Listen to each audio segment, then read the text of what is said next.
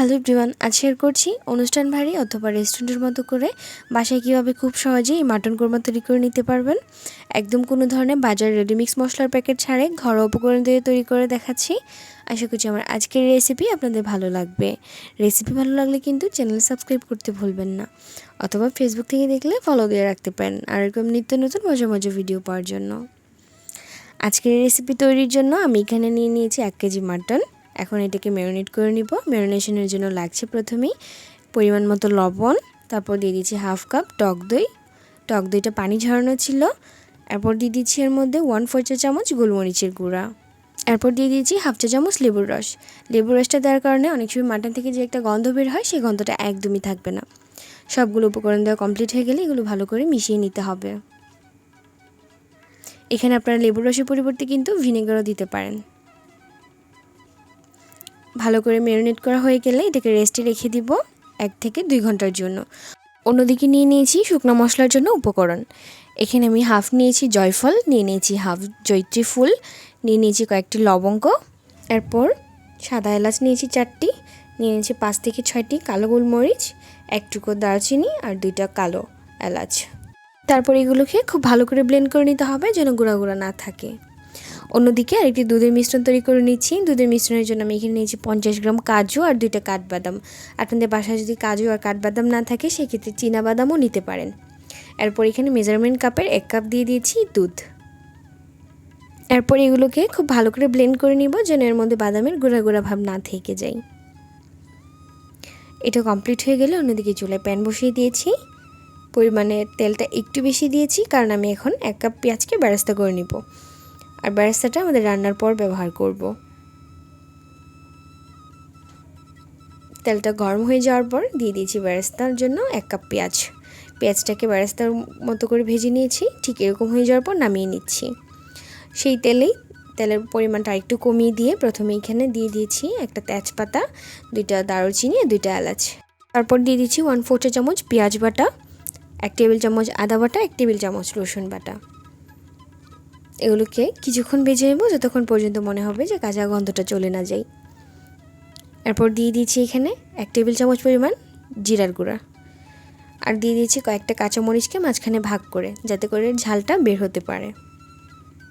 এগুলো ভালো করে কষে যাওয়ার পর এর মধ্যে দিয়ে দিয়েছি ম্যারিনেট করা মাটন।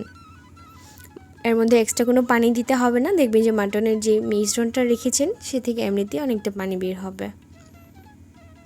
ভালো করে নেড়ে চেড়ে দিয়ে মিশিয়ে নিচ্ছি।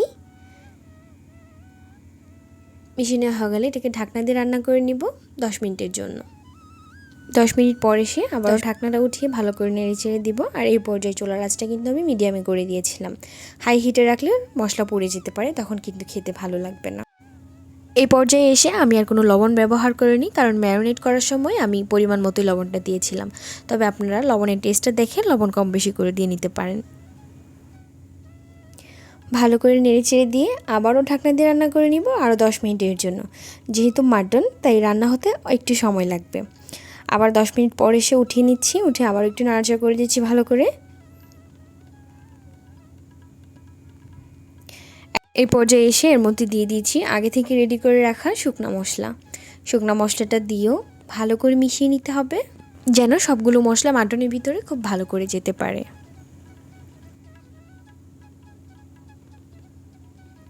মিশানো হয়ে গেলে আবার ঢাকনা দিয়ে রান্না করে নিব যতক্ষণ পর্যন্ত না সিদ্ধ হয়ে যাচ্ছে।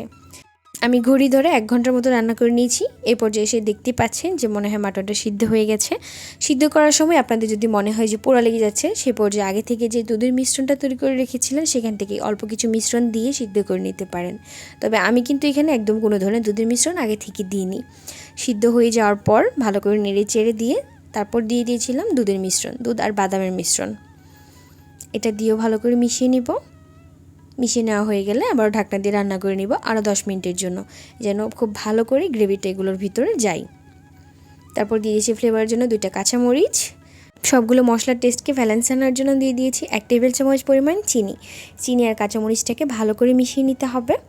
আপনারা চাইলে কিন্তু এই পর্যায়ে সামান্য কিছু কিশমিশও দিয়ে নিতে পারেন, অথবা আলু বোখরা যদি বাসায় থাকে আলু বোখরাও দিতে পারেন, তাতে করে টেস্টটা একটু ভালো আসবে।